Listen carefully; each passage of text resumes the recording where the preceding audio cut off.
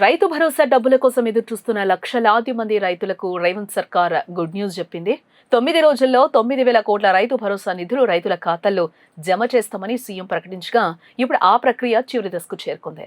ఇప్పటికే 8 ఎకరాల వరకు భూమున్న రైతుల ఖాతాల్లో డబ్బులు జమ కాగా ఇవాళ చివరి విడత నిధులు విడుదల కానున్నాయి. దీంతో రాష్ట్ర వ్యాప్తంగా 74 లక్షల మంది రైతులకు భారీ ఊరట లభించనుంది. అసలు ఎవరెవరికి డబ్బులు అందాయి, ఇంకా ఎవరి ఖాతాల్లో పడనున్నాయి అంటే, తెలంగాణలో వానాకాలం సాగు ప్రారంభమైన వేళ రైతులకు పెట్టుబడి భారం తగ్గించేందుకు ప్రభుత్వం రైతు భరోసా నిధులను విడతల వారీగా విడుదల చేస్తోంది. జూన్ 30న హైదరాబాద్లోని శిల్పకళా వేదికలో జరిగిన రైతు భరోసా సభలో ముఖ్యమంత్రి రేవంత్ రెడ్డి ఈ పథకాన్ని ప్రారంభించారు. రైతుల ఖాతాల్లో 9 రోజులు మొత్తం 9,000 కోట్ల పెట్టుబడి సాయాన్ని జమ చేస్తామని అప్పుడే ప్రకటించారు. ప్రభుత్వం ప్రకటించిన షెడ్యూల్ ప్రకారమే ముందుగా 2 ఎకరాల వరకు భూమి ఉన్న రైతులకు రైతు భరోసా సాయం జమ చేసింది. ఆ తర్వాత 3, 4, 5, 6, 7, 8 ఎకరాల వరకు ఉన్న రైతుల ఖాతాల్లో విడతల వారీగా నిధులు జమ చేస్తూ వచ్చింది. ఇప్పటికే 7,750 కోట్లకు పైగా రైతుల ఖాతాల్లో జమ అయ్యాయి. దీని ద్వారా సుమారుగా 74 లక్షల మంది రైతులు, దాదాపు 1.45 కోట్ల ఎకరాల సాగు భూమి ఈ పథకం పరిధిలోకి వచ్చినట్లుగా అధికారులు తెలిపారు.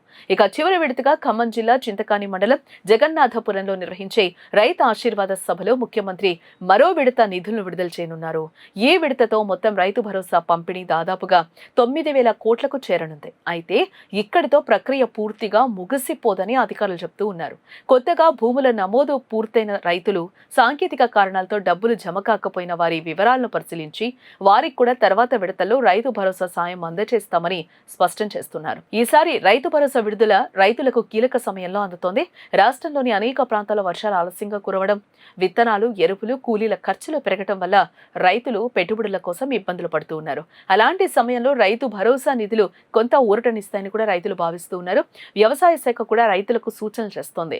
రైతు భరోసా సాయాన్ని వ్యవసాయ అవసరాలకే వినియోగించాలని, నాణ్యమైన విత్తనాలు, ఎరువులు కొనుగోలు చేసి సాగును సమయానికి ప్రారంభించాలని కోరుతూ ఉంది.